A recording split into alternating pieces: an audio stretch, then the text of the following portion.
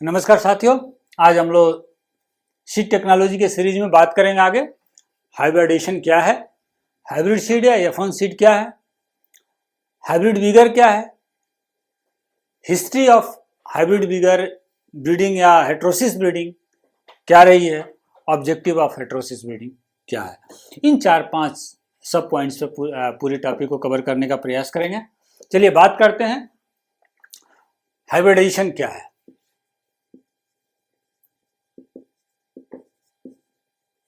तो हाइब्रिडेशन क्या है? Mating between two genetically dissimilar parents या plant, that is known as hybridization. दो जेनेटिकली अलग अलग प्लांट के बीच में यदि क्रॉसिंग कराई जाए और उस क्रॉसिंग के इसको हम कहते हैं हाइब्रिडेशन। और इस क्रॉसिंग से जो क्या बना, प्रोजनी बनी, इस प्रोजनी को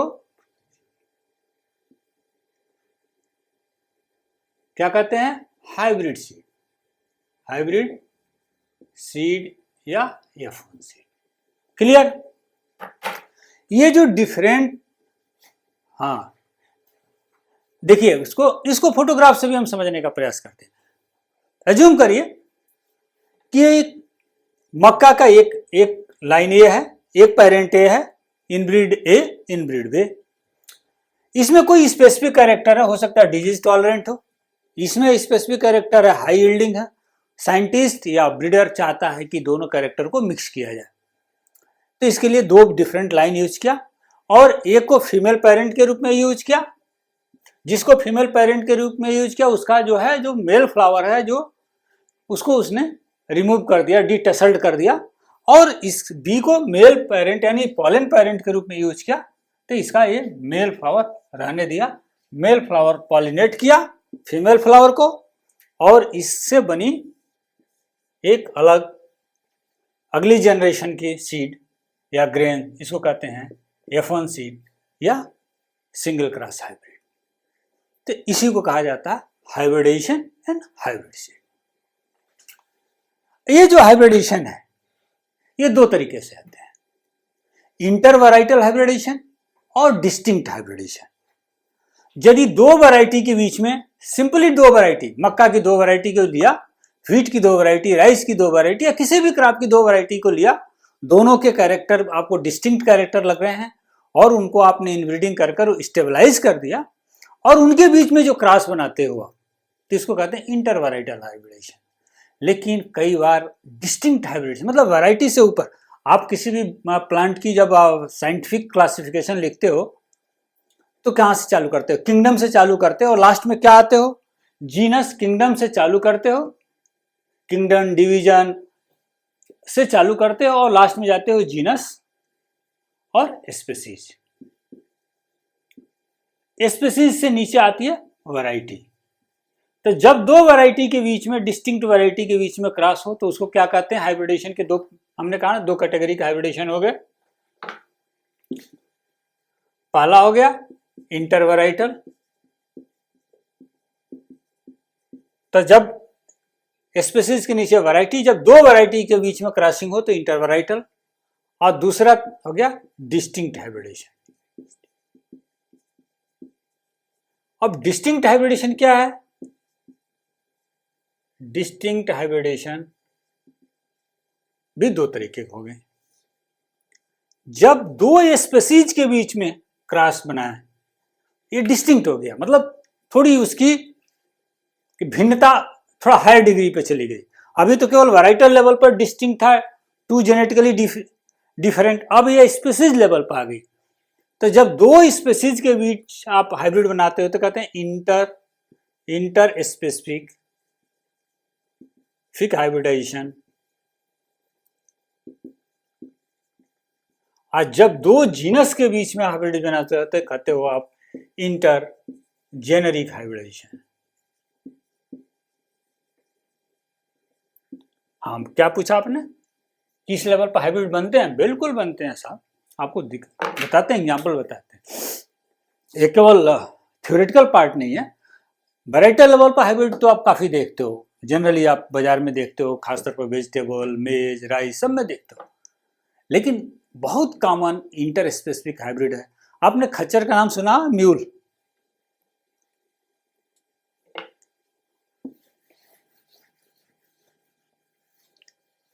चलो आप बताओ म्यूल क्या है? बहुत आपने कहते ना खच्चर जैसा काम करता है भाई, मतलब एक खच्चर में कुछ ब्यूटी तो है, बहुत पावरफुल, मतलब कह सकते हैं ना हिल टेरेन का, तो ये कह सकते हो आप, वो ट्रांसपोर्टर ट्रक है वो, गांव में पहाड़ी टेरेन पर लोग उसी से ट्रांसपोर्ट करते हैं। जो म्यूल है ना, म्यूल क्रॉस है फीमेल हॉर्स और मेल डंकी का। म्यूल किसका क्रॉस है? बात कर रहे हैं इंटर स्पेसिफिक हाइब्रिडेशन की, देख लीजिएगा, interspecific hybridization. Mule female horse and male donkey. चूंकि दोनों का हॉर्स और डंकी दोनों का जीनस एक है, इक्वस है, लेकिन दोनों का जीनस क्या है? इक्वस है।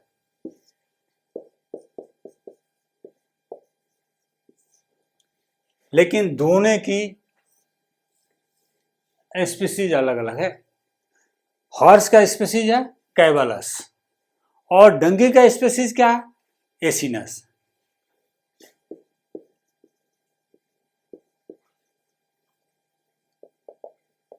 तो क्या हुआ? ये इंटर स्पेसिफिक हाइब्रिडेशन हुआ। यहां पर जीनस सेम है लेकिन स्पीसीज अलग अलग है। तो mule is the typical example of interspecific hybridization in animal husbandry. तो क्या प्लांट में भी होता? बिल्कुल जी, प्लांट में भी होता है। लिख लिया ना आपने? फास्ट करिए, आज थोड़ा समय कम है।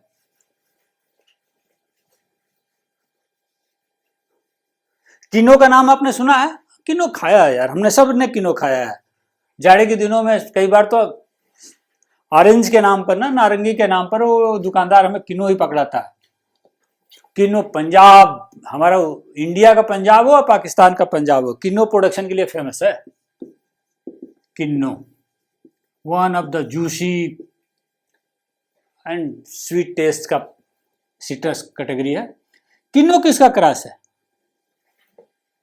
King into willow leaf. ये दो अलग अलग सिट्रस, किंग सिट्रस और विलो लीफ सिट्रस। किंग यानी citrus nobilis, citrus nobilis into willow leaf.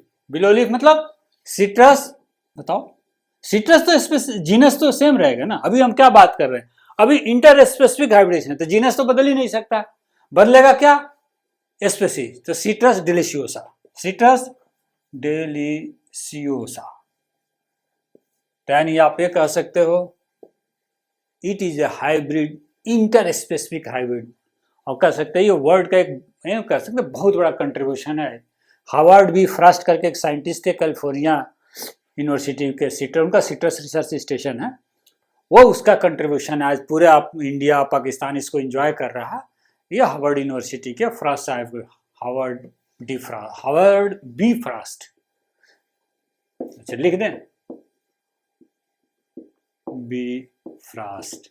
ये साइंटिस्ट का नाम है जो किनो जिन्होंने डेवलप किया, कहां पर? California university. दोस्तों इसके अतिरिक्त टेंजेलो, ये भी एक सिट्रस है। टेंजेलो, टेंजेलर किसका क्रॉस है? आपने किनो का देख लिया। दूसरा टेंजेलो, यह किसका क्रॉस है भाई? बिल्कुल भाई, ऑरेंज इंटू पुमेलो या ग्रेप फ्रूट। ऑरेंज का बॉटनिकल नेम क्या होता है? Citrus reticulata. और पुमेलो का सिट्रस मैक्सिमा। तो क्लियर हो गया? दोनों का जीनस सेम है, स्पेसीज अलग अलग है, तो टेंजेलो भी इंटर स्पेसिफिक हाइब्रिडेशन है। ओके, लिमक्वाट, लाइमक्वाट जिसको कहते हो, लाइमक्वाट तीसरा एग्जाम्पल आप नोट करो, ये भी इंटर स्पेसिफिक हाइब्रिडेशन है। Citrus lime, citrus aurantifolia into kumquat, citrus japonica, limequat citrus aurantifolia into kumquat, citrus japonica. दोस्तों ये कुछ एग्जाम्पल थे इंटर स्पेसिफिक हाइब्रिडेशन के। तो क्या बस बात इंटरजेनरिक की नहीं होगी? बिल्कुल होगी। एक एग्जाम्पल तो बहुत टिपिकल है जिसको आपको जानना चाहिए। हमारे पूर्वज कहते थे पहले जब इंडिया खासतौर पर फूड डिपेंडेंट कंट्री थी, हमें बाहर की कंट्री से इंडिपेंडेंस के बाद जो है बाहर की कंट्री से फूड ग्रेन आता था, तो कहा जाता था कि यूएसए से बहुत ऐसे व्हीट आते थे जिसको लोग खाने पर कहते थे मुंह में छिल जाते थे।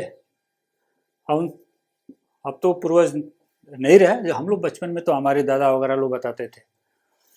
क्रिटिकल करके ये अब हम बात कर रहे हैं इंटरजेनरिक हाइब्रिडेशन, ट्रिटिकेल, ये किसका किसका हाइब्रिड है? अब आप बात कर रहे हैं इंटरजेनिक, ध्यान रखिए, व्हीट इंटू राई। राई वो नहीं जो पहाड़ पर हम राई के पत्ते खाते हैं। व्हीट का बोटेनिकल नेम में जीनस क्या है? ट्रिटिकम एसेटिवम। चलिए हम केवल जीनस लिखते हैं। राई का सिकल, SECALE। तो क्या बना? ट्रिटिकेल, ट्रिटिकम ना, ट्रिटिकम। तो ट्रिटी यहां से ले लिया, अकेले यहां से ले लिया, हो गया एक तीसरी फसल ट्रिटिकेल। इस फोटो में देखिए, यह है आपका ट्रिटिकेल, ये आपका व्हीट, इसको तो आप पहचानते हैं, डेली रूटीन का है, और ये हो गया राई यानी सिकल। दोस्तों जो ट्रिटिकेल बना, यह राई से ज्यादा क्वालिटी थी इसकी, अच्छी फूड क्वालिटी, और व्हीट से ज्यादा इसकी फॉडर प्रोडक्शन था। ये तो दो पॉजिटिव चीज आई कि राई से ज्यादा अच्छी फूड क्वालिटी थी, लेकिन व्हीट से ज्यादा फॉडर प्रोडक्शन था, लेकिन व्हीट से लो फूड क्वालिटी थी। लेकिन फिर भी इसका कल्टीवेशन विभिन्न डिशेज बनाने के लिए किया जाता है। तो आपसे हमने बात कर ली interspecific, intervarietal hybridization, interspecific hybridization, intergeneric hybridization. अब आते हैं हाइब्रिडेशन। जब आप, हमने कहा ना कि हाइब्रिडाइजेशन जब आप करते हो तो क्या चाहिए? टू डिस्टिंक्ट पेरेंट, यानी दो इनब्रीड लाइन चाहिए आपको। दो पेरेंट चाहिए। तो पहला पेरेंट क्या होगा? मक्के में फोटोग्राफ में दिखाया था हमने, पॉलन पेरेंट। पॉलन पेरेंट वो हुआ जिस मेल पेरेंट जिसको आप कह सकते हो, और दूसरा होता है सीड पेरेंट, जिसको आप पॉलन पेरेंट, ये हो गया फीमेल पेरेंट। यानी ये पॉलन सप्लाई करेगा फीमेल पेरेंट के ऊपर, फीमेल पेरेंट फर्टिलाइज होगा और सीड सेट करेगा, जो सीड बनेगा वो F1 सीड होगा। ये जो पेरेंट है, पॉलन पेरेंट या सीड पेरेंट, इसका आपकी ब्रीडिंग, जो आप हाइब्रिड, जब आप हाइब्रिड ब्रीडिंग करने जाते हैं, हेटेरोसिस ब्रीडिंग करने जाते हैं, तो कुछ ऑब्जेक्टिव के साथ जाते हो। जो आपके पास पेरेंट हैं, प्योर लाइन हो या इनब्रीड लाइन हो, उनकी बीच की कंबाइनिंग एबिलिटी पर निर्भर करता है। Selection of parent depend upon the combining ability. दो लोगों के बीच में कितनी कंबाइनिंग है, क्या वो अपने गुण अपने आने वाले जो जनरेशन है उसमें ट्रांसफर करने की क्षमता रखते हैं। यदि रक्षे हैं तो अच्छे पेरेंट हैं। और तो इसको जेनेटिक्स में इसको टेस्ट करने के टूल्स हैं कंबाइनिंग एबिलिटी की। तो कंबाइनिंग एबिलिटी एंड हेट्रोसिस, ये इसके आधार पर ही पेरेंट्स का सिलेक्शन होता है कि हम पेरेंट्स किस लाइन को पेरेंट्स मेल पेरेंट या फीमेल पेरेंट के रूप में यूज करें। तो कंबाइनिंग एबिलिटी क्या हुआ? तो कंबाइनिंग एबिलिटी हुआ ability to combine desired genes या characters during the process of hybridization to their progeny. तो प्रोजनी में ट्रांसफर करने की जो एबिलिटी है उसी को कंबाइनिंग एबिलिटी कहते हैं। तो इसका यूज हमने बताया कहाँ लिए होता है? सिलेक्शन ऑफ पेरेंट लाइन या पेरेंट्स। दो तरह के कंबाइनिंग एबिलिटी की बात करते हैं तो दो तरह की कंबाइनिंग एबिलिटी होती है। कभी डिटेल वीडियो भी इस पर बनाएंगे। कंबाइनिंग एबिलिटी एक होता है जीसीए, दूसरा होता है एससीए, जनरल कंबाइनिंग एबिलिटी और in specific combining ability. Suppose करिए कोई एक पेरेंट है जेड, ये 3 के साथ क्रॉस कर रहा है, 4 के साथ करा गया, ए बी सी डी, और सबके साथ एक एवरेज परफॉर्मेंस दे रहा है, तो इसको कहते हैं जनरल कंबाइनर। जेड क्या है? ये जनरल कंबाइनर, ये सबके साथ पूरी टीम के साथ अच्छा क्रिकेट खेल लेता है, तो इसको कहते हैं जनरल कंबाइनर। तो ये जो जीसीए होता है ये एक मेन इफेक्ट है, और average performance of line in a series of hybridization, जब इस तरह की परफॉर्मेंस मिलती है तो उसको कहते हैं जीसीए, और इसका पेरेंट लाइन सिलेक्शन में इसका उपयोग करते हैं। एससीए क्या है? Specific combining. यदि यही जेड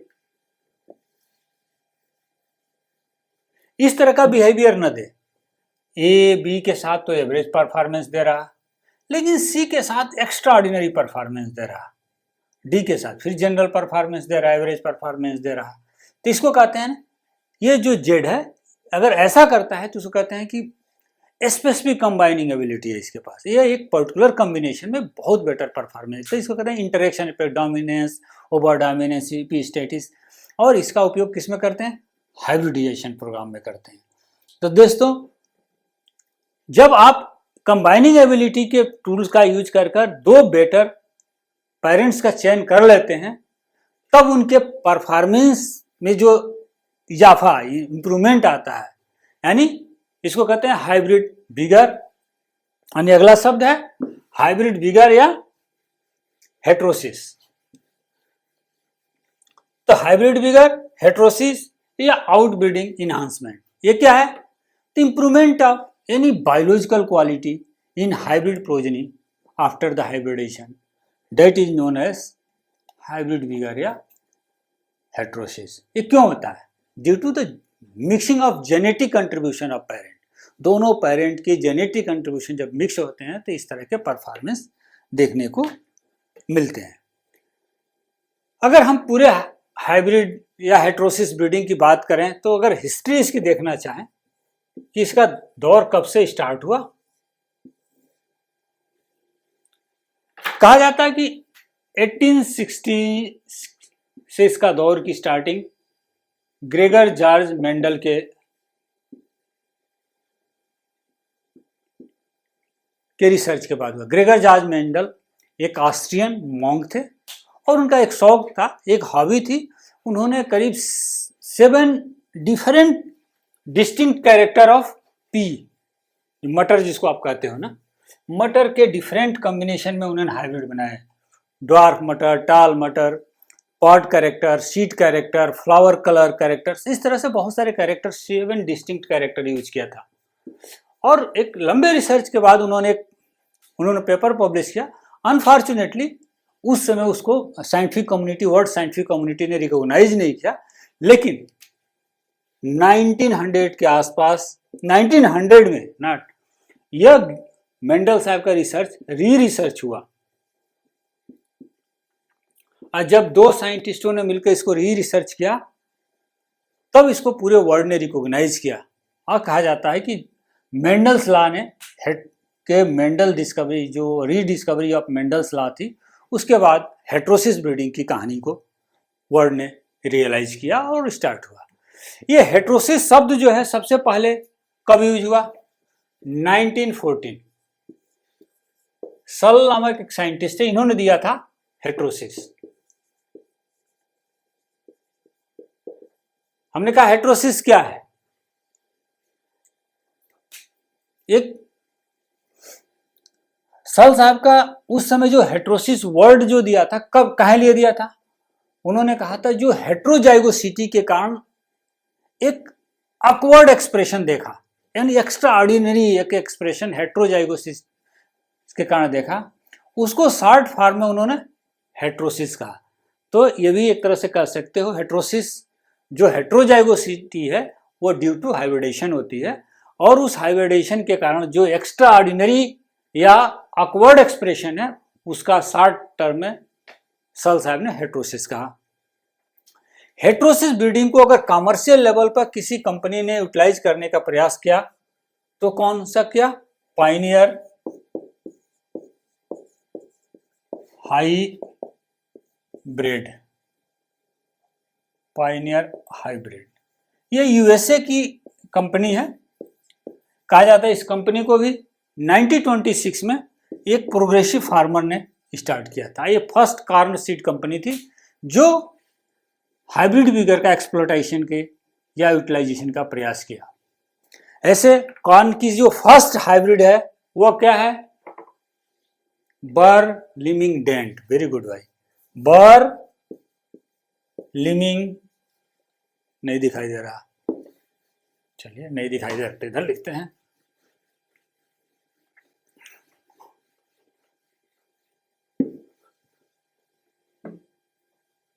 बर्लिमिंगडेंट या लिमिंग की स्पेलिंग LEAM होगा। बर्लिमिंगडेंट यह मेज की कॉर्न की फर्स्ट हाइब्रिड थी, इंडिया की जो फर्स्ट हाइब्रिड। वेरी गुड, आपने प्रश्न पूछा इंडिया की फर्स्ट हाइब्रिड। इंडिया की वेजिटेबल की जो फर्स्ट हाइब्रिड है उसे पूषा मेघदूत को माना जाता है। पूषा मेघदूत यह ICAR सिस्टम द्वारा डेवलप किया गया वैरायटी है।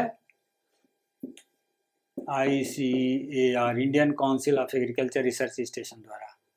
अनफॉर्चुनेटली ये बहुत पॉपुलर नहीं हो पाई, पब्लिक सेक्टर की वैरायटी थी। लेकिन दोस्तों इंडो अमेरिकन कंपनी ने, जो इंडिया की मोस्ट लीडिंग प्राइवेट कंपनी है, 1973 में 2 हाइब्रिड कमर्शियल हाइब्रिड लेकर आई, जिसको कहा जाता है कि first commercial hybrid of India in vegetable. That is tomato की कौन सी थी, आपसे हमने पहले भी एक बार बात किया था, वो था टोमेटो की कर्नाटका, और कैप्सिकम की, ये तो अक्सर आप लोग बात करते रहते हो, भारत। ये 2 कहा जाता है इंडिया का फर्स्ट कमर्शियल हाइब्रिड। राइस की जो फर्स्ट कमर्शियल हाइब्रिड है KRH1, कारजात रिसर्च सेंटर महाराष्ट्र में है, उन्होंने KRH1 कारजात राइस हाइब्रिड 1 का इजाद किया था। मक्का का इंडिया का फर्स्ट जो हाइब्रिड है वह है मक्का। चलिए फटाफट करते हैं, टाइम ज्यादा जा रहा है। हाँ चलिए, हाँ फोटो आप अगर दिखा सके तो मक्का का जो फर्स्ट हाइब्रिड था,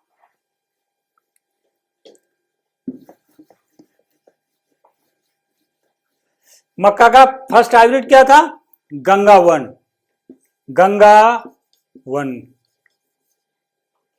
दिखा, गंगा वन। लेकिन इसकी एक विशेषता थी, एक डबल क्रॉस हाइब्रिड था, डबल क्रॉस हाइब्रिड। अब डबल क्रॉस हाइब्रिड क्या होता है, सपोज करिए कि 2 पेरेंट आपने, जिसमें आपने 2 क्वालिटी आपने छांट रखी है, इनब्रीड A, इनब्रीड B। इनमें एक मेल पेरेंट हो गया क्योंकि इसका मेल देख रहे हैं, मेल फ्लावर दिख रहा है। ये फीमेल पेरेंट हो गया क्योंकि इसका मेल पेरेंट को आपने डिटैच्ड कर दिया, उसको काट के हटा दिया। पालन सोर्स यहाँ से यहाँ गया और इसे एक सीड बना, कार्न बना, और इसको कहते हैं single cross seed B into A, B female है और ए मेल है। पैरेलल आपने एक और सिंगल क्रॉस बनाया, ये इनब्रीड सी, इनब्रीड डी।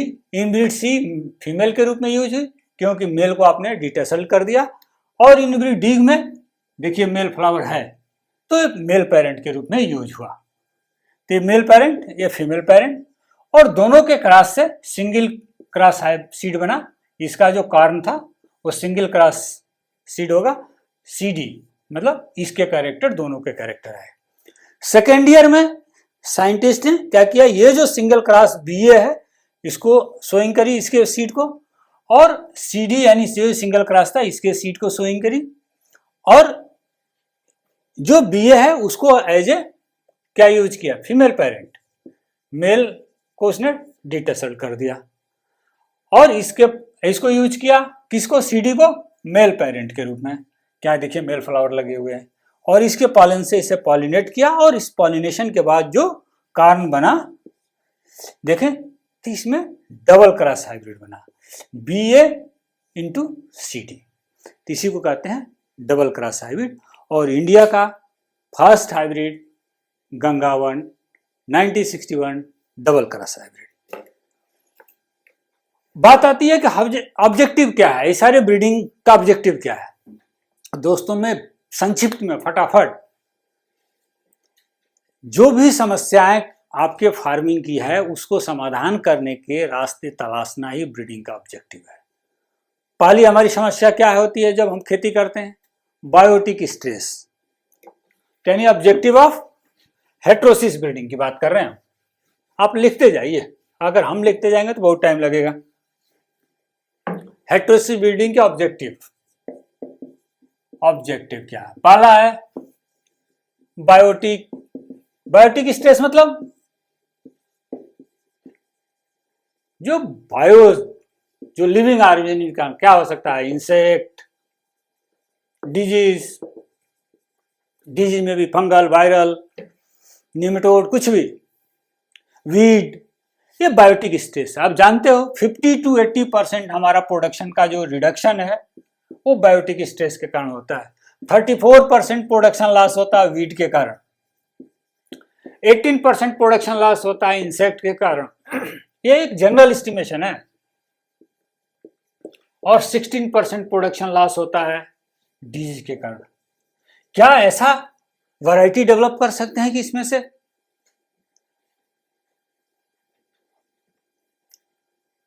से हम कोई तमाम जो बायोटिक लॉसेज है उसको रिड्यूस कर सकें, हम इंसेक्ट रेजिस्टेंस, हम डिजीज रेजिस्टेंस, इस तरह के वैरायटी डेवलप करने के लिए ऐसे पेरेंट्स जिसमें डिजीज रेजिस्टेंस पेरेंट हो और अच्छी प्रोडक्शन क्वालिटी पेरेंट हो, उनके साथ क्रॉस कराकर बायोटिक स्ट्रेस रेजिस्टेंस वैरायटी बनाते हैं। इसी तरह से आती है बात एबायोटिक। मतलब आप जानते हो मोर देन 65% इंडिया का एरेबल लैंड क्या है, रेनफेड है। रेनफेड के कारण प्रोडक्शन कम होता है, तो क्या हम ऐसी वैरायटी बना सकते हैं जो रेनफेड में अच्छा परफॉर्मेंस दे, तो ये ऑब्जेक्टिव हो सकता है।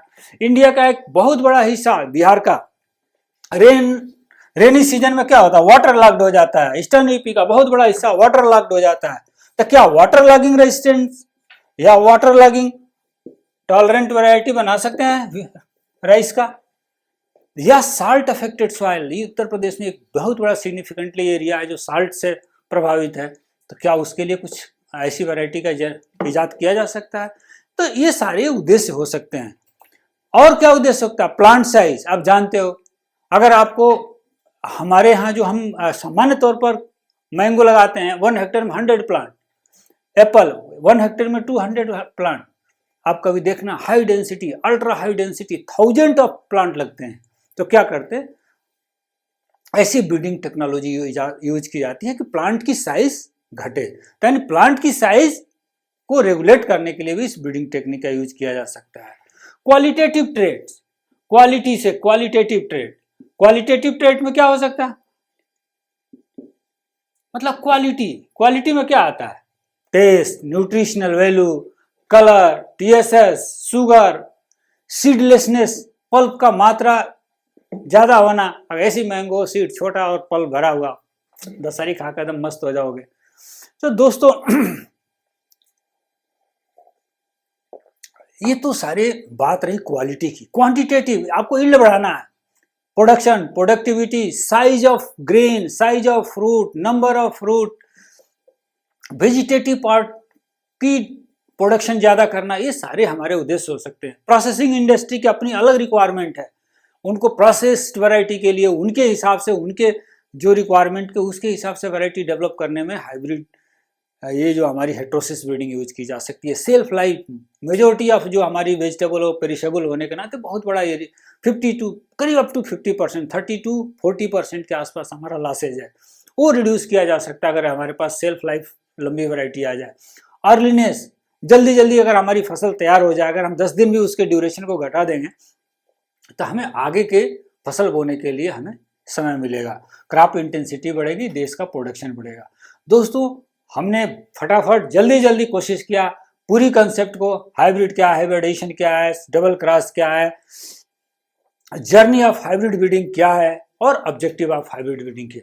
आशा है समझ में आया होगा। समझ में आया होगा तो लाइक करिए, सब्सक्राइब करिए, साथियों को शेयर करिए और हमें भी कुछ सुझाव दीजिए।